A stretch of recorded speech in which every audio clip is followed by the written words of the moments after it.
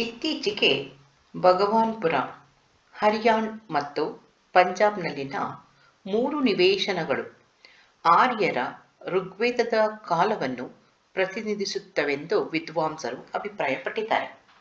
ಭಗವಾನ್ ಪುರಾಣದಲ್ಲಿ 13 ಕೊಠಡಿಗಳ ಮಣ್ಣಿನ ಮನೆ ಗೋಚರವಾಗಿದ್ದು, ಅದು ದೊಡ್ಡ ಅವಿಭಕ್ತ ಕುಟುಂಬದ ಅಥವಾ ಬುಡಕಟ್ಟಿನ ನಾಯಕನ ಮನೆ ಇರಬಹುದೆಂದು ಊಹಿಸಲಾಗಿದೆ. ಇಲ್ಲಿ ಹೇರಳವಾಗಿ ಗೋವಿನ ಮೂಳೆಗಳು ದೊರೆತಿವೆ, ಆದರೆ ಕಬ್ಬಿಣದ ಅವಶೇಷಗಳು ದೊರೆತಿಲ್ಲ.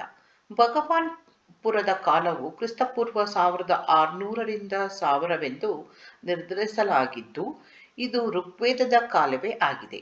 ಈ 4 ನೆಲೆಗಳ ಭೌಗೋಳಿಕ ಪ್ರದೇಶವು ಸಿಂಧೂ ನಾಗರಿಕತೆಯ ವ್ಯಾಪ್ತಿಯಲ್ಲಿಯೇ ಬರುವುದೊಂದು ವಿಶಿಷ್ಟ ಅಂತ ಅನ್ಸ್ಕೊಂಡಿದೆ. ಈ ಎಲ್ಲ ನೆಲೆಗಳಲ್ಲೂ ಹೊಳೆಯುವ ಬೂದು ಮಡಿಕೆಗಳ ಜೊತೆಯಲ್ಲೇ ನಂತರದ ಸಿಂಧೂ ನಾಗರಿಕತೆಯ ಮಡಿಕೆಗಳು ದೊರೆತಿರುವುದು ಅಧ್ಯಯನಕ್ಕೆ ತೊಡಕಾಗಿದೆ. ಕ್ರಿಸ್ತಪೂರ್ವ 1500 ಈ ಕಾಲದ ಸುಮಾರು 700 ನಂತರದ ವೈದಿಕ ನೆಲೆಗಳು ಸಿಕ್ಕಿದ್ದು, ಅವುಗಳನ್ನು ಹೊಳಪಿನ ಬೂದು ಮಡಿಕೆಗಳ ನೆಲೆಗಳೆಂದು ಕರೆದಿದ್ದಾರೆ. ಇಲ್ಲಿ ಕಬ್ಬಿಣದ ಉಪಯೋಗದ ಆಧಾರಗಳು ಕೂಡ ದೊರಕಿದೆ. ಇವು ಪಶ್ಚಿಮ ಉತ್ತರ ಪ್ರದೇಶ, ಪಂಜಾಬ್, ಹರಿಯಾಣ ಮತ್ತು ರಾಜಸ್ಥಾನದ ಭೂಭಾಗದಲ್ಲಿದೆ. ಮಹಾಕಾವ್ಯಗಳಾದ ರಾಮಾಯಣ ಮತ್ತು ಮಹಾಭಾರತಗಳು ಕ್ರಿಸ್ತಪೂರ್ವ 1000 ಮತ್ತು ಕ್ರಿಸ್ತಪೂರ್ವ 700ರ ಮಧ್ಯೆ ಜರುಗಿದ ಘಟನೆಗಳಿಗೆ ಸಂಬಂಧಿಸಿವೆ.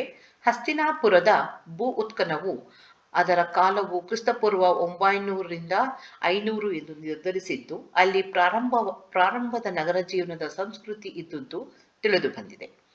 ಹಸ್ತಿನಾಪುರದಲ್ಲಿ ಗಂಗಾ ನದಿ ತೀರದಲ್ಲಿ ಸ್ಥಾಪಿತವಾದ ನಿವೇಶನದಲ್ಲಿ ಉತ್ಖನನ ಮಾಡಿದಾಗ ಕ್ರಿಸ್ತಪೂರ್ವ ಸುಮಾರು 800ರಲ್ಲಿ ಗಂಗಾ ನದಿಯ ನೆರೆಯಲ್ಲಿ ಇದರ ಒಂದು ಭಾಗವು ಕೊಚ್ಚಿಹೋಯಿತೆಂಬುದು ಕಂಡುಬಂದಿದೆ.